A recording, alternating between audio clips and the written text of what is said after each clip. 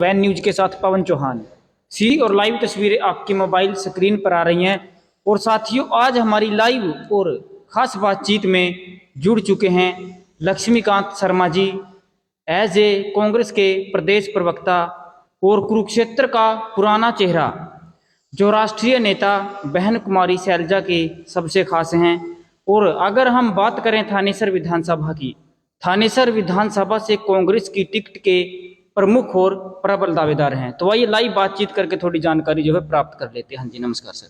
नमस्कार भाई। सबसे पहले तो सर आपका स्वागत है वैन न्यूज में। धन्यवाद जी सर। तो सर मैं आपसे जानना चाहूँगा, पहला प्रश्न आपसे यही रहेगा, जैसे कि हम चुनाव की बात करें, 5 राज्यों में अभी चुनाव हुए हैं, तो क्या परिणाम लगता है आपको, क्या परिणाम रहेगा?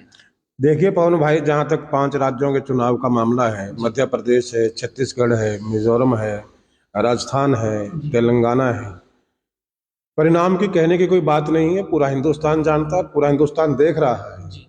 और मेरे ख्याल से जो गोदी मीडिया के चैनल हैं वो भी ज़्यादातर इस बात को अब स्वीकार कर चुके हैं कि 5 राज्यों के अंदर कांग्रेस पार्टी की जो सरकार है वो भारी बहुमत के साथ आ रही है। 5 राज्यों में कांग्रेस का जो है जीत का परचम लहराएगी। आदरणीय मल्लिकार्जुन खड़गे जी, राहुल गांधी जी, प्रियंका गांधी जी और बहन कुमारी शैलजा जी, जो भी लोग इन राज्यों के चुनाव से जुड़े हैं, उनकी मेहनत रंग लेकर के आ रही है। और 5 राज्यों के अंदर कांग्रेस की सरकार बनने जा रही है और भारतीय जनता पार्टी का सुपड़ा साफ होने जा रहा है। देखिए सर, भारतीय जनता पार्टी तो दावा भी करती है कि सरकार हमारी बनने जा रही है, क्या प्रतिक्रिया कहेंगे आप? अब वही बात है ना बाला भाई, सुपने लेने में कोई हर्ज है? कोई हरियाणा के आदमी है ना, वो देसी भाषा में कहते हैं, हमारे यहाँ तो बोला वो डायलॉग तो कोई और है, थोड़ा सा बदल के बोल रहा हूँ कि सुपने लेने में कोई हर्ज नहीं है। सपने लीजिए, खूब लीजिए, बहुत बढ़िया है। लेकिन कहीं भी अगर किसी भारतीय जनता पार्टी के नेता से आप बात करेंगे तो दबे स्वर में वो भी कहीं ना कहीं ये मानते हैं। ठीक है, देखिए चैनल पर आकर के बोलना, मीडिया में आकर के कहना तो उनका फर्ज बनता है, दायित्व बनता है। और वैसे भी भारतीय जनता पार्टी तो झूठों की पार्टी है, झूठों का जो सरताज है, नरेंद्र मोदी जी झूठों का सरताज है। तो झूठ बोलना इनकी फितरत है, इनकी आदत है। और एक झूठ उसमें और सही कि हमारी सरकार आ रही है, लेकिन ये तो आज मेरे ख्याल से 1 तारीख हो गई ना, परसों इस वक्त तक लगभग साफ हो जाएगा कि कांग्रेस पूरी तरह से जीत का परचम 5 राज्यों में लहरा रही है। और 5 राज्यों के अंदर कांग्रेस भारी बहुमत के साथ सरकार बनाएगी। और एक बात मैं आपके चैनल के माध्यम से कहना चाहता हूँ देश की जनता से, इन 5 राज्यों के चुनाव परिणाम केवल ये 5 राज्यों का चुनाव परिणाम नहीं है।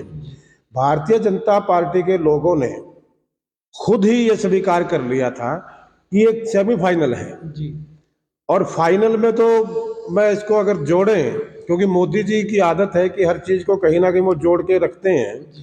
तो अभी पीछे 19 तारीख को क्रिकेट के वर्ल्ड कप का फाइनल हुआ था और मोदी जी के भगत खुद स्वीकार कर रहे हैं कि भाई अब तो बंटाधार होने वाला है। मोदी जी जहां गए वहां बंटाधारी करके आए। वर्ल्ड कप में भारत की टीम बड़ी अच्छी खेल रही थी। सारे जो लड़के हैं, जो क्रिकेट के खिलाड़ी हैं, वो जांबाज खिलाड़ी थे और जम करके लड़ाई लड़ रहे थे। 10 मैच लगातार जीते।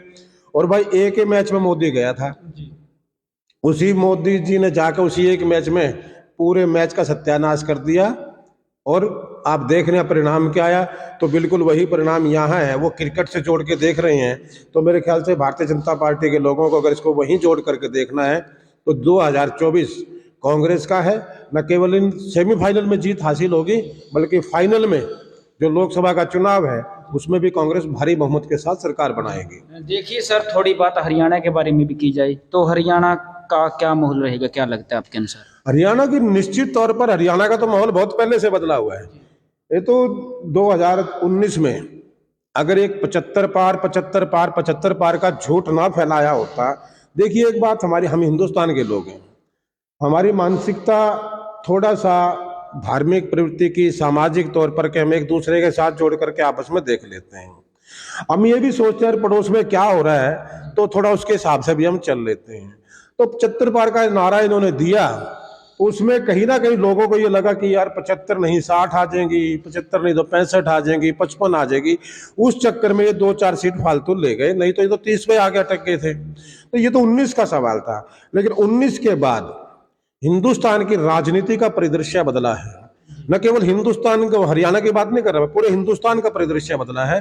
परिणाम कर्नाटक का देख लीजिए, परिणाम आप हिमाचल का देख लीजिए, और अगर ये कहें कि भारतीय जनता पार्टी की सफाई की बात है तो पंजाब में देख लीजिए। बेशक कांग्रेस नहीं आई, लेकिन भारतीय जनता पार्टी तो गई वहां से, अकाली दल तो गया वहां से। तो ऐसे पूरे हिंदुस्तान से भारतीय जनता पार्टी का सफाया हो रहा है। जो मोदी जी कांग्रेस मुक्त भारत बनाने की बात करते थे, भाजपा मुक्त भारत बनने जा रहे हैं। हालांकि हम नहीं चाहते कि भाजपा मुक्त हो, क्योंकि किसी भी देश के लोकतंत्र के लिए, स्वस्थ लोकतंत्र के लिए मुख्य एक विपक्षी दल का होना बहुत जरूरी है। और कांग्रेस की सोच इतनी छोटी नहीं है कि वो किसी का सफाया करके राज करे। कांग्रेस जिगर के साथ राजनीति करती है, जिगर के साथ राज करती है। जवाहरलाल नेहरू से लेकर के वो शख्स जो पूर्ण बहुमत की सरकार के अंदर में होने के बावजूद भी 5 विपक्षी दल के नेताओं को अपने सरकार में मंत्री बनाते हैं। ये उस परिवार के आगे जो है वो वंश चल रहा है। तो उसी हिसाब से कांग्रेस सफाई में विश्वास नहीं करती। हाँ, कांग्रेस बेरोजगारी के सफाई में विश्वास करती है, कांग्रेस गरीबी के सफाई में विश्वास करती है, कांग्रेस महंगाई के सफाई में विश्वास करती है। किसी व्यक्ति या राजनीतिक दल के सफाई में भरोसा कांग्रेस नहीं करती। हम 2024 में आ रहे हैं, निश्चित तौर पर कांग्रेस जो है केंद्र में भी सरकार बनाएगी। और जहां तक आपने हरियाणा का जिक्र किया है, तो हरियाणा में तो कहने की बात ही नहीं की। आंधी आज के वक्त में एक आंधी है। भारतीय जनता पार्टी का कोई एक विधायक जीत जाए तो मैं कह नहीं सकता आज के टाइम में, आज की बात मैं करता हूं। अदरवाइज तो बिल्कुल पूरी तरह से मामला साफ है। कांग्रेस पूरे बहुमत के साथ हरियाणा में भी सरकार बनाने जा रही है। देखिए सर, एक प्रश्न आपसे और पूछना चाहूंगा। अगर हम छत्तीसगढ़ की बात करें, छत्तीसगढ़ के अंदर कांग्रेस की सरकार बनती है, क्या बहन कुमारी शैलजा का कद बढ़ेगा और इसका हरियाणा की राजनीति पर क्या असर पड़ेगा, क्या बताना चाहेंगे आप? देखिए पवन भाई, निश्चित तौर पर इसमें देखिए जो आदमी मेहनत करता है उसको क्रेडिट जाता है। राहुल गांधी जी ने भारत जोड़ो यात्रा की, उन तमाम लोगों को जो नरेंद्र मोदी के बहकावे में आकर के आदरणीय राहुल जी पर बेहुदी टिप्पणियां करते थे, पता नहीं क्या क्या वो बोल जाते थे, उन शब्दों को दोहराना भी मैं समझता हूं घोर अपराध है। तो तब भी राहुल गांधी घबराए नहीं, जिगर के साथ चले, हौसले के साथ चले। और उनकी मेहनत का परिणाम ये है कि आज राहुल गांधी न केवल भारत में बल्कि अंतरराष्ट्रीय स्तर पर एक सर्वमान्य नेता बनकर के उभरे हैं। उनका कद बढ़ा है उस भारत जोड़ो यात्रा से। और भारत जोड़ो यात्रा क्या कि मेहनत से 5-6 महीने तक पैदल चलना, 3,500 किलोमीटर पैदल चलना कोई छोटी बात है क्या? मोदी साहब तो आधा किलोमीटर चल करके पूरे मीडिया में गीत गवा देते हैं, लेकिन राहुल ने ऐसा नहीं किया है। तो ठीक उसी तरीके से जिन जिन लोगों ने मेहनत की, बहन कुमारी शैलजा ने जब से वो छत्तीसगढ़ की प्रभारी बनी है, उन्होंने छत्तीसगढ़ के अंदर न केवल संगठन को मजबूत किया, सरकार को बल दिया, और आज उनकी मेहनत का परिणाम है। लेकिन निश्चित तौर पर कि वहां की जो सरकार ने काम किए हैं वो जनहित के काम किए हैं, लोगों की भलाई के लिए काम किए हैं। लेकिन जिस तरीके से बहन कुमारी शैलजा जी ने वहां पर डेरा डाला, जिस तरीके से वहां पर मेहनत की, वो जिस तरीके से एक माहौल वहां पर पैदा किया, तो उसकी मेहनत का परिणाम ये सामने आया है कि छत्तीसगढ़ में कांग्रेस की सरकार बनने जा रही है, रिपीट होने जा रही है, बनने नहीं जा रही है, रिपीट होने जा रही है। और बहन कुमारी शैलजा जी का जो कद है वो निश्चित, देखिए वैसे तो ये कहने की बात नहीं है कि वो 1991 में केंद्र में मंत्री रही हैं, उनका कद कोई पहले छोटा नहीं है। वो जनरल सेक्रेटरी हैं ऑल इंडिया कांग्रेस कमेटी की, वो हरियाणा की प्रेसिडेंट रही हैं, प्रदेशाध्यक्ष रही हैं कांग्रेस की। तो कद तो उनका पहले से बहुत बड़ा है। हाँ, उसमें कहते हैं कि 4 चांद लगना, वो 4 चांद लगने वाली बात है कि बहन कुमारी शैलजा जी को बहुत बल इससे मिलेगा, उनको ताकत मिलेगी, और निश्चित तौर पर वो और मजबूती के साथ कांग्रेस में, हरियाणा में कांग्रेस के साथियों की, कांग्रेस उन लोगों की जिन लोगों ने कांग्रेस के लिए अपनी जवानियां लगाई हैं, जिन लोगों ने कांग्रेस के लिए अपना सब कुछ न्यौछावर किया है, उन लोगों की लड़ाई लड़ने के लिए वो और मजबूती के साथ और हौसले के साथ आगे बढ़ेंगी, और ये हरियाणा में भी वो कांग्रेस का नेतृत्व करेंगे। देखिए सर, क्या बहन कुमारी शैलजा मुख्यमंत्री पद की दावेदार हैं, क्या कहेंगे आप? बिल्कुल है, निश्चित तौर पर है भाई। जो आदमी काम करता है, अगर आप कोई काम कर रहे हो फील्ड में जाकर के, आप भी अपनी मेहनत का फल चाहते हो कि यार मैं सुबह निकलता हूँ माइक लेकर के, तो आप भी इस इच्छा के साथ आते हैं कि शाम को मैं जाऊं तो मुझे मेरा मेहनताना मिलना चाहिए। मैं भी यही चाहता हूँ, दूसरे जो लोग हैं वो भी यही चाहते हैं। तो बहन कुमारी शैलजा जी भी तो इंसान है, वो भी आखिर क्यों नहीं। और फिर वही बात है, ये बहन कुमारी शैलजा जी की निजी लड़ाई नहीं है, कोई मुख्यमंत्री बनना उनका सपना भी नहीं है। कोई मुख्यमंत्री बनने से उनका कोई ज्यादा वो फर्क नहीं पड़ेगा, क्योंकि मुख्यमंत्री स्तर के नेता वो हैं। लेकिन उनके मुख्यमंत्री बनने के बाद हरियाणा की राजनीति और कांग्रेस के वर्कर का, कांग्रेस के कार्यकर्ता का निश्चित तौर पे मनोबल बढ़ेगा, हौसला बढ़ेगा और उनका भला होगा। क्योंकि वो एक ऐसी नेता है जो कांग्रेस के हर निचले वर्कर से लेकर के ऊपर के स्तर के वर्कर तक, कार्यकर्ता को, तमाम नेताओं को, उनको पता है, बहन कुमारी शैलजा को पता है, वो इस बात में यकीन नहीं करती कि बाहर से लोगों को लेकर के आए और कांग्रेस ज्वाइन करा दे और उनके दम पर उनको चुनाव लड़वाया जाए। बहन कुमारी शैलजा जी इस बात पर विश्वास करती है कि कांग्रेस के कार्यकर्ता को, कांग्रेस के नेताओं को इतना मजबूत बनाया जाए कि हमें बाहर के लोगों की जरूरत ना पड़े। हम कांग्रेस के अंदर इतना दम पैदा करें कि हम उनके दम पर सरकार बनाएं। पहले भी ऐसा हुआ है। तो निश्चित तौर पर बहन कुमारी शैलजा जी मुख्यमंत्री की पद की दावेदार हैं। और भी लोग हैं जो काम कर रहे हैं, सब जो जिस स्तर पर काम करता है। लेकिन मेरा अपना मानना है कि निश्चित तौर पर बहन कुमारी शैलजा जी का यह हक बनता है कि हरियाणा का ताज उनके सर पर हो।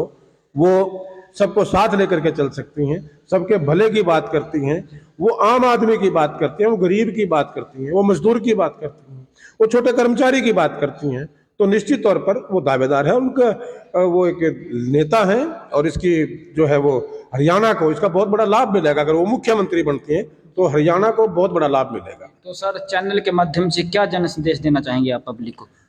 जन संदेश साहब, अब आज कोई देखिए, मैं इतना बड़ा संदेश वाहक तो नहीं हूं, लेकिन एक संदेश जरूर है इस देश की जनता के लिए कि अगर आप ये चाहते हैं कि आपके बच्चों का भविष्य सुरक्षित हो, अगर आप ये समझते हैं कि महंगाई से हिंदुस्तान को छुटकारा मिले, अगर ये मानते हैं कि देश की सरहदें सुरक्षित रहें, अगर आप ये मानते हैं कि हिंदुस्तान की जो धन संपत्ति है, जो संपदा है, वो दो चार लोगों के हाथों में ना हो करके हिंदुस्तान के आम आदमी के हाथ में, गरीब आदमी के हाथ में, सबके हाथ में हो, सबका सामूहिक विकास हो, सबको रोजगार मिले, महंगाई से छुटकारा मिले, अगर आप ये चाहते हैं, अगर चाहते हैं तो उसका एकमात्र विकल्प है कांग्रेस पार्टी। जिस तरीके से पांचों राज्यों में हिंदुस्तान के लोगों ने, उन 5 राज्यों के लोगों ने बहुमत की तरफ कांग्रेस को देखा है, बढ़ाया आगे, तो आने वाले लोकसभा चुनाव में और तमाम विधानसभाओं के चुनाव में ये दायित्व आपका बनता है कि आप इस देश की आन बान शान को बचाए रखने के लिए, देश का सर फक्र से ऊंचा रखने के लिए, देश की सरहदों की सुरक्षा के लिए, अपने बच्चों के उज्जवल भविष्य के लिए, और हिंदुस्तान के अंदर यहाँ से लोग बाहर ना जाएं, यहाँ पर रोजगार के संसाधन इतने हों। तो इन सब चीजों के लिए आज कांग्रेस ही एकमात्र पार्टी है और कांग्रेस की सरकार आप बनाएंगे तो निश्चित तौर पर हिंदुस्तान तरक्की के, विकास के नए आयाम छुएगा। धन्यवाद सर। तो बने रहिए वैन न्यूज के साथ, फिर मुलाकात होगी एक नई खबर और ऐसे ही अनुभवी चेहरों से आपकी हर रोज मुलाकात करवाते रहेंगे। धन्यवाद।